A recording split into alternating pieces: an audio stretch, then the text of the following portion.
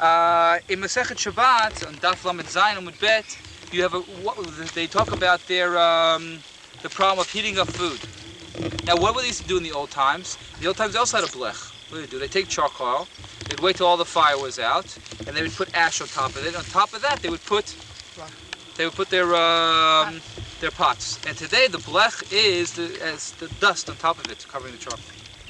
So the question there is asked, but what about the rotem? Are you allowed to use the charcoal of the rotem on Shabbos as charcoals?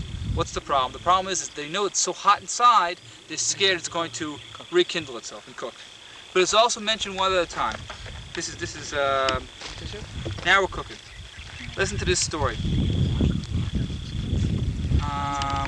Here. It's mentioned also in Tehillim. This is Tehillim, chapter 120, Kuf Kaf. El Hashem b'tzarata li karati v'aneni. When I was in trouble, I called to God and he answered me. Hashem hatzila nafshi mitzvat sheker milashon remiyah. Said, God, save me from talking, saying lies, and from evil talk. Ma'yiten lacha ma'yasif lacha lashon remiyah. What does it add to me? What does it add to my life? And then he says, was he allude, speaking badly about people about lies? Chitzei gibor shinunim im gechalei retamim. It's as if the sharp arrows of the heroes and the charcoal of the ritamim. What's the connection? Well, the Midrash tells us the connection. I'm not going to read the whole Midrash. I'll just give you the source. It's from Breshus Rabbah, Parshat Tzadi Hey Yud Tet. And there it gives the following explanation. It says, just like you speak evil about someone in Rome, and that evil word can be passed down to Syria, since even though they're far away.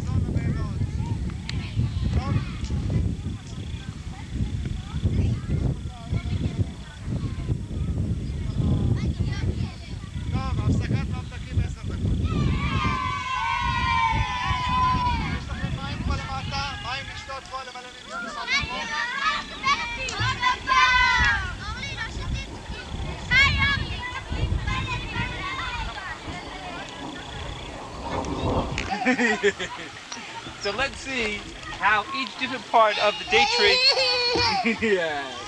can be used. All right, can you see that? First of all, one of the things they teach soldiers, if they ever step... That's not what they teach them.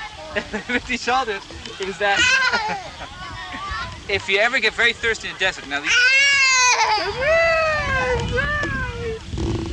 If they ever get stuck in the desert, they can make a hole in the date tree and suck out the water because it's very insulated and has water in it. Right, yeah. Now, how else would it be used? Well, the trunk itself can be used for furniture. People can make furniture out of the trunk itself. The fibers, and you want to take out, I have a diagram inside, it's on a pink piece of paper. The fibers themselves that go around the tree can be woven into like a sweater. Now, you wouldn't want to wear this, but if you were very poor through the time of the Hashmonaim, the time of the Maccabees, people actually wove clothing out of this. Yeah, out of our garments.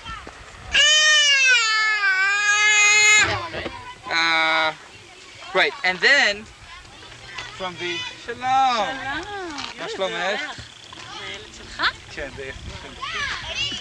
שלום. באמצע עבודה עכשיו חמודי. איזה חיוך, היה שווה לבוא.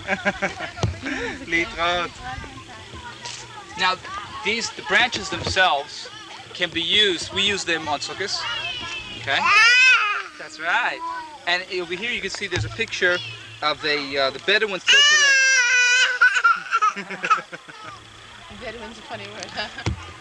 Bedouin. Bedouins today. They use them to make houses. Okay, and the leaves of the branch can be used. Here that he's making a little rope out of it, and here a basket was made out of it. Okay. So we covered the trunk, the fiber, the branches, the leaves. Now you can see, of course, the fruit itself, and the fruit grows on an orange branch, and that branch is shaped, it's like a curved shape, and that's used as a broom, even today, by the Bedouins. And what do we have left? Of course, the center, where does a lulav grow? A lulav, the center branch of a date tree, is a lulav. And later on I'll point out when they have a small. So what are you going to ask me? What about the pits, right?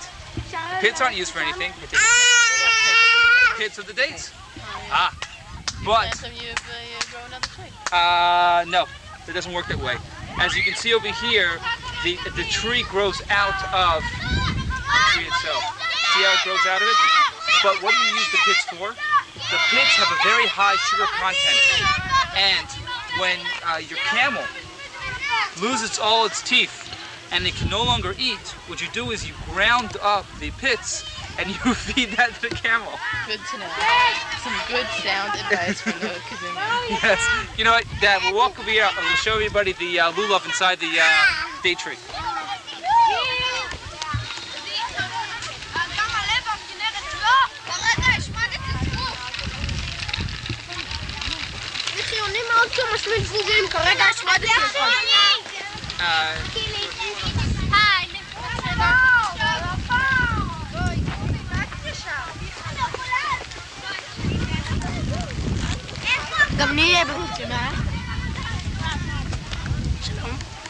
You have to say hi, not shalom.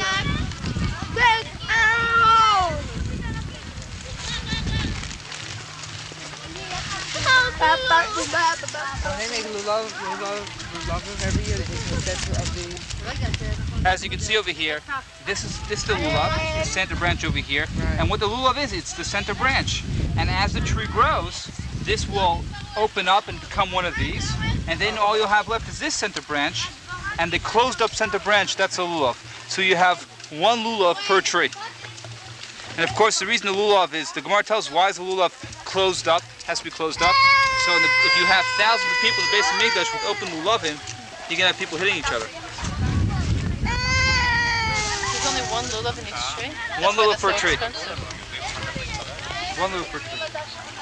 All right, let's continue.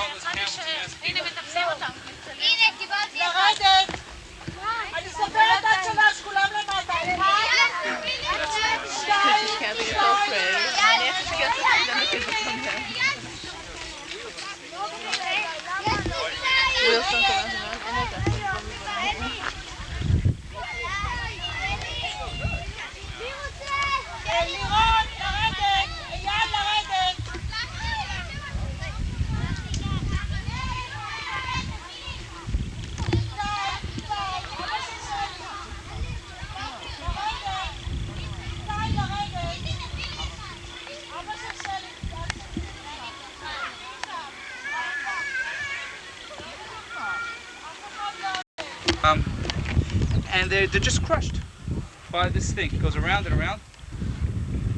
It goes around and around until you have like this mulch. Yeah.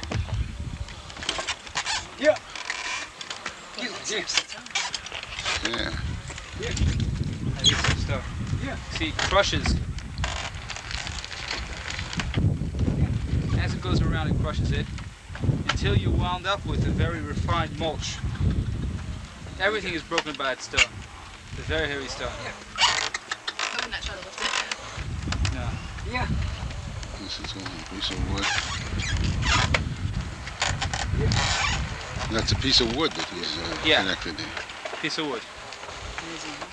Now, this is made, this axle like this. Ta-da.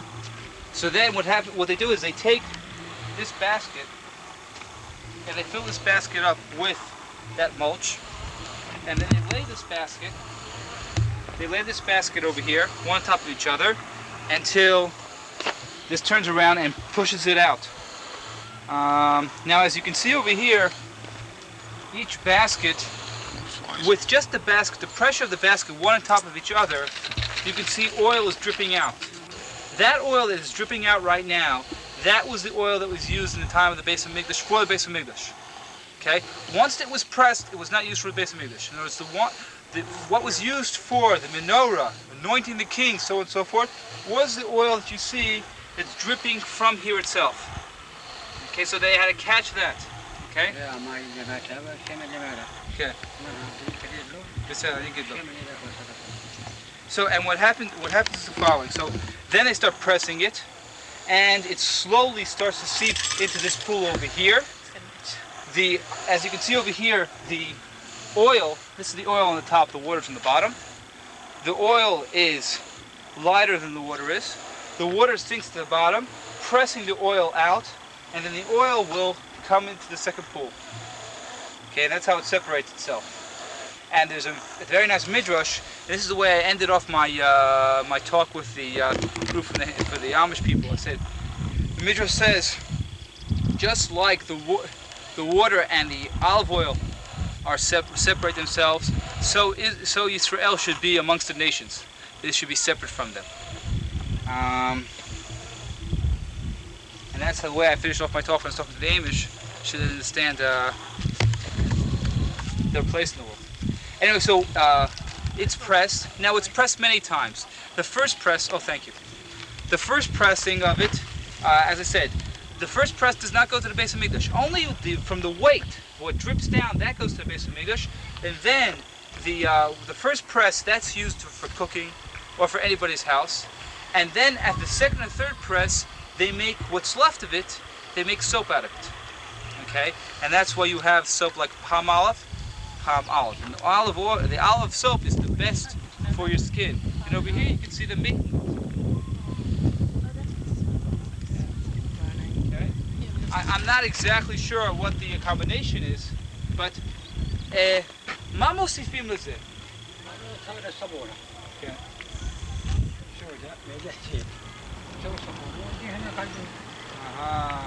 So they added salt and what's soda water they added to it, and the olive oil, and they cook it, and then they lay that over here to dry. And that's it. And they sell it in the gift shop. And they sell it.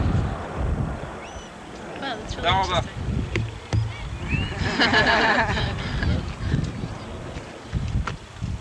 Sleeping. Josh, this is no reflection on the tour, but your son is sleeping. Here's a diagram. This is exactly the way it was in the time of the Beit Sheni, the olive press. Okay, this you had, like we saw over here, you had those bags that held the mulch, and then you had the long stick, and you had two very heavy rocks that were connected to it, and they would push down on this. You had a counter over here, and they push down this, and this would press onto the bags, and then have the two pools. And this diagram is according to the Mishnah in Baba Batra, Dalad Hay. And there are many, many different halachot dealing with the olive press. For instance, if you sell your olive press, let's say you say in the contract, I've sold my olive press. Now down the threshing ground, so they figured that people work in this land. So you would have a barley or wheat field around it, and then they would bring it over here to this area, which is now covered with hay, or were covered with what's left over from the wheat. And what they would do is, first they would, in big piles, and then simply with, I don't see a full one, but they would take this fork, which would be connected to a long stick, and they would thresh it. Well, they would throw it up in the air, and they would throw it up in the air, and then, why would they throw it up in the air? Because when they throw it up in the air, the lighter part would fly, right, and the heavier part would stay right with us. And the lighter part is the part that you want to eat. And also, there's an interesting halakha that you always have to make the threshing ground in the east part of the city. Why? Because in Eretz Yisrael, the wind usually blows west to east, and so that way, from an ecological point of view, you wouldn't get all this dust. If you had a lot of threshing grounds growing, and they're always throwing it up in the air, if the wind was going that way, you'd get the city dirty. This way, it always went this way. You know, like you see like all these different towns that they have like a charcoal factory, whatever it is, and the town is black from it. So this was against the reason why it always had to be the eastern part, because the wind in Eretz Yisrael usually blows west to east, not east to west. Okay, I skipped one thing. The way they would break up the wheat, they would spread it out. They would spread it out on the threshing ground, and then this is called a morag, and this was pulled by a horse or by a person, and it either had stones on it, or on this one, you can see that it has teeth. It has like teeth on it, metal teeth. And you would spread out the wheat, you go back and forth, then breaking the wheat, and then you would thresh it. And there's a whole process of sifting through and so on and so forth. I want to point out one other thing, is that this is known as a sickle. A sickle. In Hebrew it's called a magal, and it's mentioned in Hosea. In Hosea it says, in Hosea Gimel, Shilchu magal ki batzal katzir bo rudu ki melugat ishkiu al kavim ki rabara atam. It talks about how Kosher Baruch Hu is going to come as the sickle, the mighty sickle, and he is going to knock down the goyim and the magal itself. Did you tell that to your Amish group? I didn't tell him that one. Okay, so, and if you ever saw Dr. Zhivago or anything like that, you know, in Russia they have these very large sickles, okay? But in Eretz Yisrael, they didn't work that way. Why? Because in Russia we have the wet climate. It was not really possible to, in an easy way, to pull out the roots of the grain, because it was all dirty. You'd have to get the mud out. It didn't make any sense. So they had this big, large sickle, and they would get whatever they got from the sickle. But in Eretz Yisrael, they would get the roots they would use to feed the animals, and so on and so forth. And there's an interesting discussion in the Mishnah concerning whether or not the knee pads and the elbow pads that they wear, whether or not they can be mekabel tuma, whether or not they can become unclean, whether or not they're considered kli or not. So it's interesting the Mishnah deals with this issue. Okay, so what we've seen today, we've pointed out a couple things, and I want to go over. This is my Dvar Torah on Pesach. I don't know if anybody remembers, but this is. I want to point out something else before I go back to that. We saw today the grapes, we saw today the olives, and we saw today also the wheat. We didn't see it, but we saw how it was made. And these three things, the dagan, which is the grain, the tirosh, which is the grapes, the wine of the grapes, and the yitzhar. Yitzhar is the olive oil. The reason yitzhar comes from the word sohar. Sohar was when in Tevat Noach says he opens up sohar, he opens up the window. Why? Because it let in light. And so the olive oil is always a symbol of light. Also, what do we say? And you brought back an olive branch, so maybe they'll... True. Well, that deals more with the sense of olive oil and peace and light, but also something else. How do you say lunch in Hebrew? Tzoharayim. Why Tzoharayim is the lightest part of the day. So you have Tzoharayim. And so these three, and these are also mentioned in Kriyat Shema. And in the bracha for that Yaakov got. And the bracha that Yaakov got. So if, and Kosher Baruch Hu says that if you do what I say, v'natati v'tar tzechem v'tar v'kosh, and you will receive your dagan tiruf yitzhar. And there's the whole idea is that the symbolism of the three in Kriyat Shema. If you do what you're supposed to do, then you will receive the mainstay of your life. And these three mainstays of our lives are also represented in the Shabbos table. Because you have the candles, you have the challahs, and you have the wine. Again, the idea on the Shabbos table is symbolizing the three most important things. Remember that we use these things also to remember that they don't come from us, but they come from Kosher Baruch Hu. Most trees have rings inside. The olive tree doesn't. It starts to rot inside. It starts to erode inside. And so what you have, a very old tree, is hollow inside. As you can see, this tree here is hollow. The whole thing is hollow. But even though it's hollow... Well, that's the inside of the trunk. Right, that's the inside of the Oh, I trunk. thought there's two trees there. No, this used to be one tree. This is a very old. This tree has been here for maybe close to almost 1,000 years. Okay, and the old tree is just this used to be one tree. It's all hollowed out now. And you still have olives growing on it. That's the chap. But you still have olives growing on it. Here you have the green olives, nice olives. You can already see they're turning black. There's a story brought down in the Midrash that when the Churban Abayit, when the second base of Midrash was destroyed, the fruit trees came to the olive trees and say, "Why don't you show any signs of mourning?" The fruit trees said to the olive tree said to the fruit trees, he says, "Listen, you don't understand. You show your mourning on the outside because your leaves fall out, but I show my mourning on the inside. I eat my heart out from the inside." And so, of course, only because we know the botanical side of that midrash, we can understand the midrash itself. And that really is what neot kedumim is trying to do, to a large extent, is show the connection between nature and the Tanakh and the different midrashim and halakha. That's all, folks. Okay. Oh, he just woke up.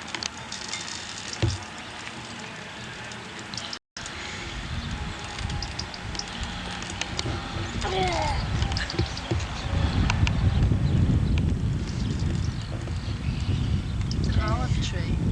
You see the olive eats its heart out from the inside.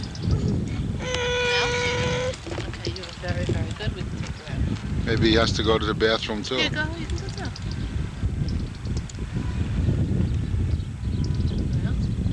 Let him wake up a little. He just opened his eyes and jumped up. Okay. You want to drink a little?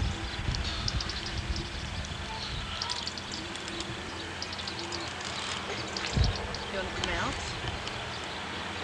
Come here. Give me your hands. Give me your hands.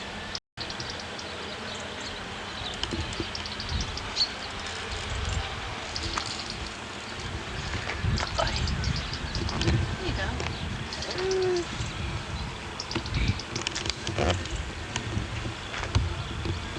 He's still sleeping. Yeah.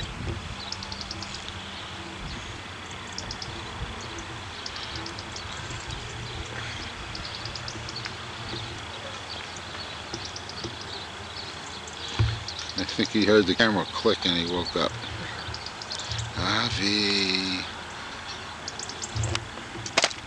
I know we have some like that, and they're not so good. Avi, Avi, look at the picture. look at that face. My mother's gonna love this. From the Only night- a Bubby can love that face. Okay, mother's supposed to go on this. Yeah. My mother-in-law Look, will have look, to say. look. Yes. He's too busy eating to look. He doesn't miss Put it on anything. the back of his head, that's all right. Here we go.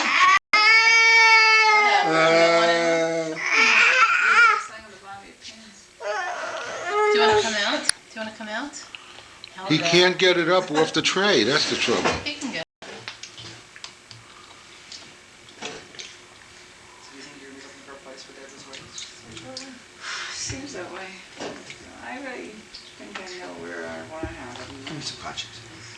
I'm thinking about the Holy Land, but I don't know if you ever there. Yeah, we went to this. Where they have the model. Yeah. It's very nice there. They have It's beautiful nice, weddings. yes. It's It's beautiful nice, weddings. from the prices, It's it's very quite reasonable. reasonable. That's from I was there, I think, for 3 weddings. So Yeah. it's very nice. That's what I'm thinking about. I have in mind. A friend just Give me gave me five. a list of Give me a high five. halls and hotels. High five. That's from a year ago. Celiaburg, but the price of the other hotels are much, much higher than the Holy Land. Much higher. The place that Sorley and Tyson got married. They got married in the hall. To coordinate Avi and Zeb to sing at Howard's wedding. Are you gonna sing? Are you gonna sing at Howard's wedding? Yeah, do run, man. Yeah. I do run, man. Give me a do run, man. Ooga, ooga, ooga. Bye.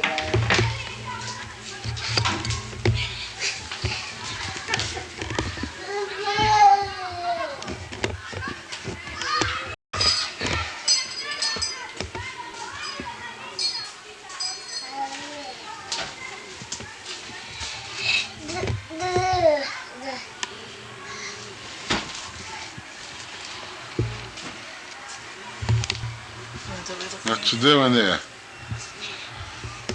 Obviously, top matches your shorts and my top matches my shorts. Yeah. If you have any good choices together. Hey.